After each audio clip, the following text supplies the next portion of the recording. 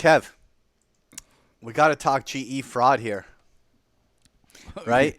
Now, listen, like I was online with my members at Big Picture Trading when I saw the headline, and so I never had a chance to do any homework on it.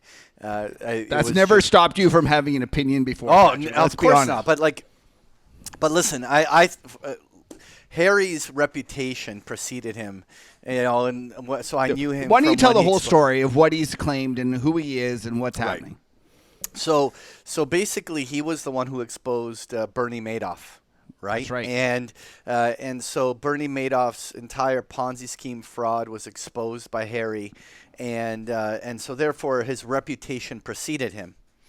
And so that now he comes out. You can all go to the website gefraud.com. They even put up a website on it, basically accusing GE of accounting irregularities. That basically there's I think he suggested a $38 billion unaccounted for amount of capital or something of that nature. Do you know what the exact No, I don't know. accusation was? I never let the details bother me. Yeah, no, forget the little details, right? But but the thing is at first it was quite shocking because it's like this guy's got credibility. But it's amazing how many really smart people immediately came out and started defending General Electric, right? Well, it wasn't immediate. They took their time, but Because they wanted to read what the argument was, right? Yeah, you don't want it. Like, listen, a serious person doesn't just go and immediately say, "Oh, that guy's full of crap." Yeah, without that's only looking at. that only I do that. Yeah, well, me too, bud. But it was interesting in afterwards, and especially that night and the next day. You saw some really serious people. Stanley Druckenmiller, the Hampton Capital guy or whatever it is, I can't remember his name. The Australian short seller, and interesting enough, another short seller came out and defended GE. Who was that, Patrick? Yeah, and that was Citron, right? Yeah, and Andrew they're, left. Yeah, and Not Fred Wright. Andrew left. And they're obviously they're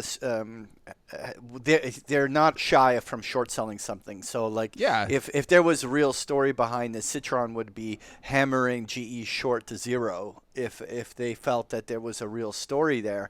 And what I'm sharing here on the screen is their whole piece that they put out there, and basically talking about. Why don't you read it, Patrick? Why don't you read it? Yeah, but then my reading skills. But anyway, do you want me to do it? I know you're not very good with those words. No. But let's those words don't. No, but the point is that he's quite suspect. We'll read just certain parts of this right here. And so the key thing was that he says the credibility of Mr. Markopoulos has been questioned immediately when he was asked by CNBC and other media sources as to why he chose GE and why now. And he didn't really have a solid answer. He kind of talked about that's my hometown. Yeah, he said they moved their headquarters to Boston last year, my hometown. I don't appreciate when you're running a scam in my hometown.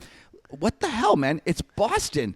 No, Bostonians are just going to be like, bring it on. Like they're like they're some of the shrewdest guys around. Like, I just don't buy that. Absolutely. And so, what does he talk about in this report? Is he basically says it's a very big difference between doing aggressive accounting and fraud. And he said they're two different animals, and that the Securities Exchange Commission has allowed aggressive accounting for years. Which has been a helpful fuel to growing the economy. Well, now we can get into a whole argument as to whether these corporations should be juicing their balance sheets with aggressive accounting, but that's not necessarily them doing a fraud or being illegal. It's just them, looking for every little loophole that they can try to stretch to make their numbers look even better, right? Yeah. Listen, GE has long been suspected of massaging numbers. Oh, back in the 90s, they used to hit their number bang on each and every time, and there is no way you hit your number each and every time without unless you're being Bernie aggressive. Well, yeah, but the reality is that there's no doubt that GE has used every trick in the book, and that they have gone and been some of the more, sophisticated, users of financial accounting to make sure that they hit their numbers. But this to claim fraud is another level entirely. Yeah. And what I thought was interesting was yesterday when this happened, I expected there was a lot of guys that started talking about the triple Bs.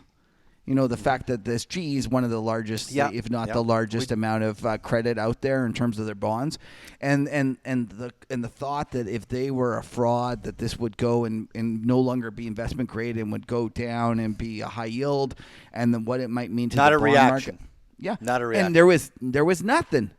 There was nothing, Patrick. I was shocked that the bond market was like it was surprisingly Brush it off.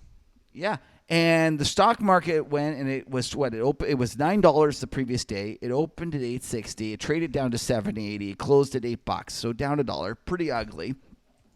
But then overnight, who comes out? Druckenmiller comes out. He says, "I believe in the CEO. I believe that he's actually telling the truth. I bought the stock today." And it's Same almost with back to 9. It's like it closed at 8.79 or something like that, right? And so I just look at Druckenmiller. This guy is infinitely smarter than me. He's forgotten more than I'll ever know. And why he has no reason to come out and say that he bought the stock and like to juice this thing. There's nothing. He has nothing but like credibility to lose. But you know what? It echoes. And that's how sure he's right. Okay, I understand that this isn't Herbalife because the float that Ackman took was much bigger, like it was like 20% of the float. But this is reminiscent of when Carl Icahn came in and basically called Ackman's bluff, right? That's what Stanley's doing to Markopoulos. Yeah. It's like, the one guy builds his narrative and the other guy says bullshit, and basically now they meet in the market and go at each other, right? And so. What's interesting was that everyone's really pressing this idea that Markopoulos there had a stake in a percentage gain from from a hedge fund that had a big short in GE for publishing this. And obviously, when someone has a financial gain, they're willing to say things embellish things to kind of fear monger a little bit more. I don't know. It's like. I don't understand why he did what he did. I think it's a little aggressive. They made a website. It seems pretty pushing the boundaries. It seems like they've opened themselves up to a lot of liability. I'll tell you one thing I did, Patrick, like since we're going to be upfront about everything, I saw they cranked the vol. Of course. Yeah. Why wouldn't you?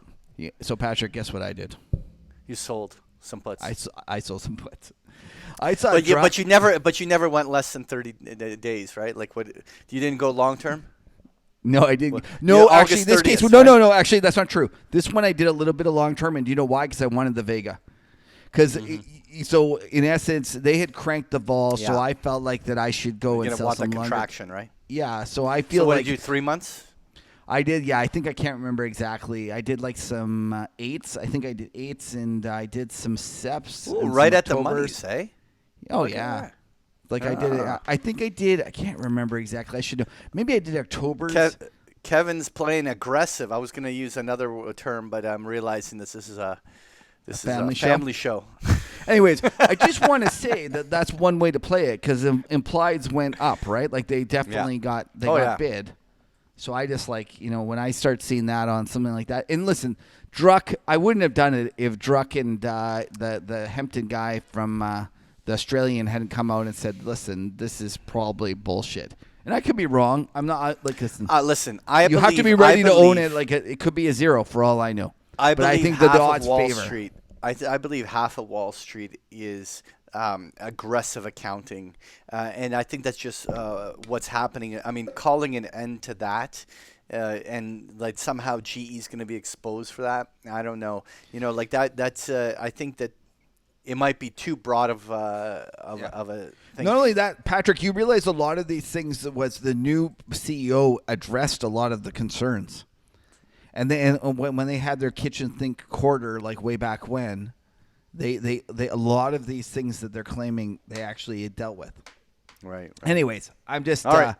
Anyway, it'll be very interesting to see how it plays out. In my mind, GE is still a garbage stock without the fraud. I just think that no, but honestly, I think that there's too many problems that they have that they're not going to be able to. It'll take them years to work it off of their books. At some point, every stock is a buy. I just am not. I just don't think that this is the time to be. Look, you sold some premium. Congratulations, you're going to be fine on it probably. But I just think that the big buy on dip opportunity in GE is probably even a year or two away. But we'll see. Patrick, All the right. fact that you agreed with my position is not comforting to me. All right, let's go on, buddy.